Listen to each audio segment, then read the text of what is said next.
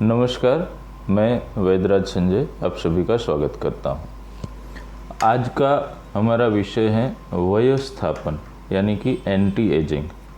आज हम इस वीडियो में चर्चा करेंगे कि उम्र ज़्यादा स्पीड से क्यों बढ़ती है, यानी कि चेहरा और शरीर उम्र से पहले बूढ़े क्यों होते हैं। बाल सफ़ेद हो जाते हैं, चेहरे पे झुर्रियाँ पड़ जाती हैं, शरीर ढीला हो जाता है। इसके कारण, उससे बचने के उपाय और इस सब बारे में आज के वीडियो में हम लोग चर्चा करेंगे। तो आइए शुरू करते हैं आज का विषय। सबसे पहले तो हम चर्चा करते हैं उसके कारणों की। तो कारणों में सामान्य रूप से बोलें तो आहार और विहार, मतलब कि खान पान और आपकी दिनचर्या या लाइफस्टाइल। तो सबसे पहले अपने लाइफस्टाइल की बात करते हैं। देर तक सोना, बहुत ज़्यादा सोना, बहुत कम सोना, प्यास से ज़्यादा पानी पीना, प्यास से कम पानी पीना, बार बार गुस्सा करना, सतत तनाव में रहना, ज़्यादा गर्म या ज़्यादा ठंडे पदार्थ का सेवन करना, हर ऋतु में गर्म पानी से नहाना। तो ये सामान्य कारण है। इसके अलावा सिंथेटिक द्रव्यों का उपयोग, जैसे फोम है, प्लास्टिक है, रबर है, रेक्सिन है, यान है, इन सब द्रव्यों का ज़्यादा उपयोग, जैसे आपका बिस्तर है, सोफ़ा है, चेयर है, जूते हैं, कारपेट हैं, कपड़े हैं, तो ये सब आपके शरीर को प्रभावित करते हैं, आपकी एजिंग का कारण बनते हैं। इसमें सुबह देर तक सोने से या नींद कम करने से कायदे से एक स्वस्थ इंसान को 5 से 7 घंटे की नींद की आवश्यकता होती है। अगर उससे ज़्यादा नींद आती है या उससे कम आती है तो इसको बीमारी गिना जाएगा, उसकी चिकित्सा ज़रूरी है। इसके अलावा शरीर में जैसे बिना भूख के आप खाना खा लेते हैं तो खाने का पाचन नहीं होता है, वैसे ही बिना प्यास के पानी पी लेने से पानी का भी शरीर में अपचन होता है, शरीर में अतिरेक होता है। तो शरीर उसको बाहर निकालने का प्रयास करता है, जिसके हार्ट और किडनी के ऊपर उसका लोड आता है। जो लगातार ये प्रोसेस लंबे समय तक चलते रहने से आपका जो स्किन है वो धीरे धीरे बूढ़ी होने लगती है। शुरू में तो ज़्यादा पानी पीने से थोड़ा चेहरे पे तनाव और ग्लो लगता है, स्किन थोड़ी टाइट सी फील होती है, मगर जैसे जैसे समय जाता है वैसे वैसे वो धीरे धीरे स्किन ढीली पड़ने लगती है, उसमें झुर्रियाँ पड़ने लगती हैं और शरीर थका सा फील करता है। और साइंस के अकॉर्डिंग सोडियम जैसे जो एलिमेंट हैं वो पानी के अतिरेक के कारण यूरिन के साथ निकल जाते हैं, जो कि शरीर के लिए, हेल्दी हार्ट के लिए ज़रूरी है। तो ये जो एलिमेंट हैं वो उचित मात्रा में शरीर में मेंटेन रहने ज़रूरी हैं, और इसीलिए पानी का अतिरेक जो है वो हार्ट प्रॉब्लम या किडनी प्रॉब्लम के लिए कारण हो सकता है। इसी तरह शारीरिक श्रम का अभाव, नियमित रूप से एक उचित मात्रा में व्यायाम करने से लगातार नियमित रूप से पसीना होता है। पसीना जो है शरीर के पोर्स को खोल देता है, जो कि स्किन को ब्रीथिंग हेल्दी होने का एक रीज़न बनता है कि पोर्स खुले हैं तो शरीर के स्किन तक न्यूट्रिएंट्स अच्छे से पहुंचते हैं, तो स्किन जल्दी बूढ़ी नहीं होती है।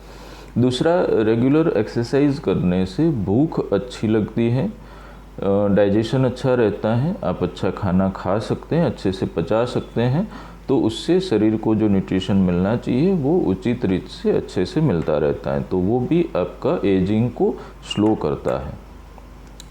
इसके बाद नियमित अभ्यंग यानी कि पूरे शरीर पे मालिश करना, ये भी बहुत अच्छी बात है। ये हेयर ग्रेइंग यानी कि बालों को सफ़ेद होने की प्रोसेस को स्लो करता है, स्किन के ऊपर करचली झुर्रियाँ नहीं पड़ने देता है।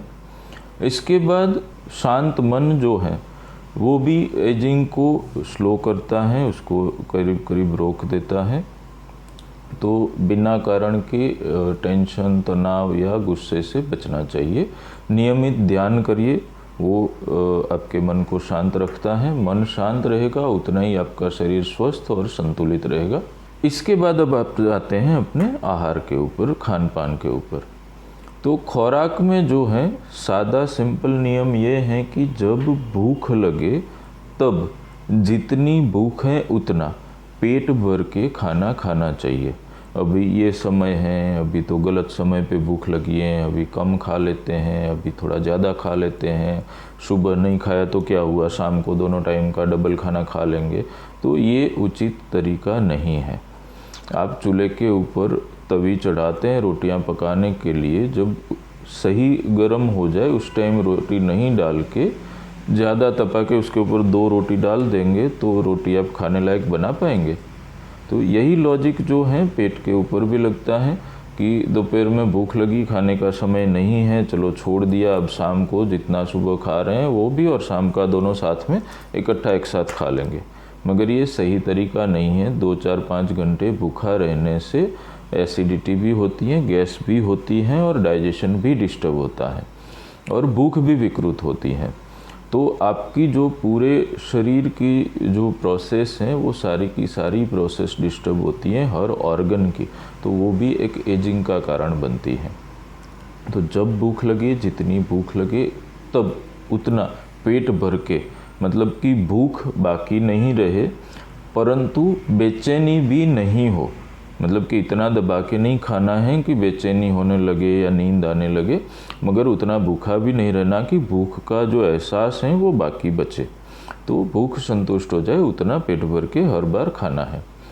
इसके बाद खाना क्या खाना चाहिए, तो अभी हर जगह आप देखेंगे बहुत सारे आपको सजेशंस मिलेंगे, परंतु आयुर्वेद के हिसाब से जो है बेस्ट स्वस्थ हित आहार जो हैं वो चावल और गेहूं बताए गए हैं। आपके देश में जो परंपरा से आपका आहार चला आ रहा है, आपके देश में अगर चावल खाए जा रहे हैं तो आप चावल पेट भर के खाइए। आपके देश में अगर गेहूं खाए जा रहे हैं तो आप गेहूं खाइए, क्योंकि हमारे पूर्वजों ने देश और ऋतु के हिसाब से जो बेस्ट है उसको एक्सेप्ट किया हुआ है, तो अपने वो परंपरा चालू रखेंगे तो उतना हेल्दी जीवन जी पाएंगे। अब सामान्य रूप से जो फ्रूट हैं उसको आयुर्वेद के हिसाब से आहार में नहीं गिना जाएगा, वो पानी की कैटेगरी में गिना गया है कि आपको जब प्यास लगे उस समय आप फ्रूट खा सकते हैं या फ्रूट का जूस पी सकते हैं, तो वो कोई उसमें तकलीफ़ नहीं है, कोई उसमें दोष नहीं है।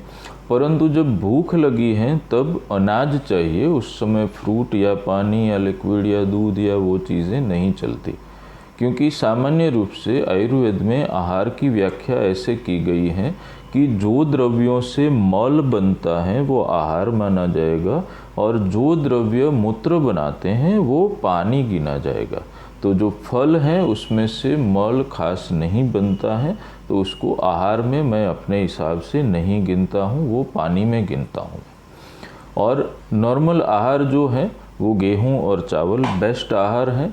इसमें गेहूं जो है उसमें एंटी एजिंग की क्वालिटी सबसे ज़्यादा देखी गई है।